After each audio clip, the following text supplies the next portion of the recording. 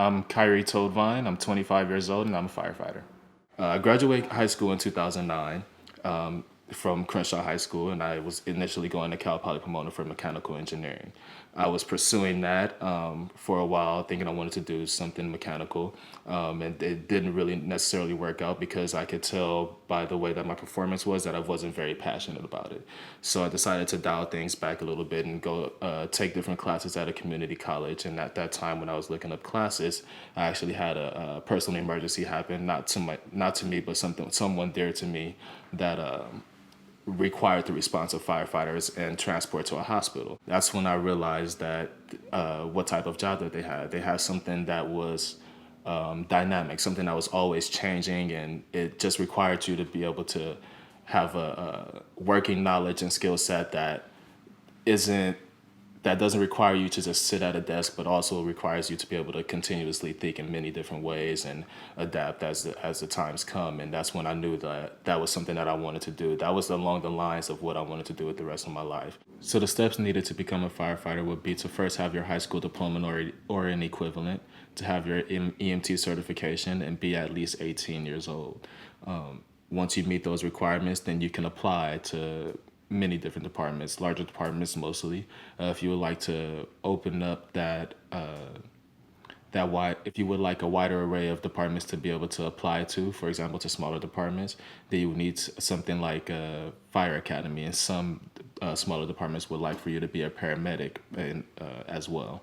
So I enrolled in community college, took my emergency medical technician class, and it teaches you the basics for basic life saving skills. Basically, you can it certifies you to do basic things like take blood pressures and respond to emergencies, and gets you ready mentally, especially to be able to respond to these incidents and know the tools that you have on board of the ambulance, so that you can utilize them effectively to actually respond to these emergencies. After I finished my emergency medical technician class, I went and found a job that does emergency transports with another fire department within the city of Los Angeles. I continued to work there for 2 years, and at that point, I gained experience responding to many different emergencies, whether it be a gunshot wound victim, a stabbing victim, or just someone who needs to be transported from a hospital to another hospital. Those are called interfacility transports versus an emergency medical transport. That gave me loads of experience doing the interfacility transports and emergency transports. The emergency transports gave me I would say, poise and knowledge to be able to use the tools and knowledge that I gained from my emergency medical technician class to respond to different emergencies. And an interfacility transport gave me loads of experience with just dealing with people, just being able to make sure that I'm a people person, and that really lets you know if you're cut out for this job. The fire academy was pretty rigorous. We had every day that we went in, we worked 10-hour days for 4 days, sometimes five, where we come in for an extra day for a few hours to get more practice on whatever tools that we needed to get more practice on. And during those days, we would start each day physical fitness. So we would go into the gym that we had, and we would do whatever training regimen the cadre had for us. We would do that for an hour and a half, 2 hours tops. And then we would get that part of the day done. We'd set up for the rest for the rest of the day as well, and get into whatever training that we may have had.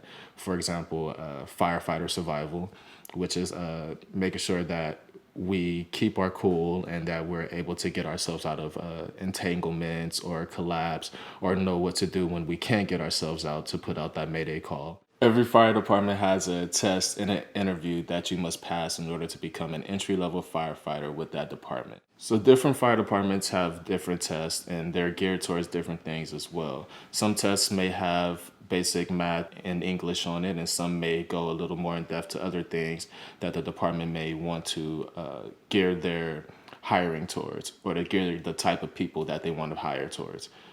So once you graduate the academy, then you start your probationary year. And at that point, you start to learn the different tools and tactics that you need for fire suppression efforts.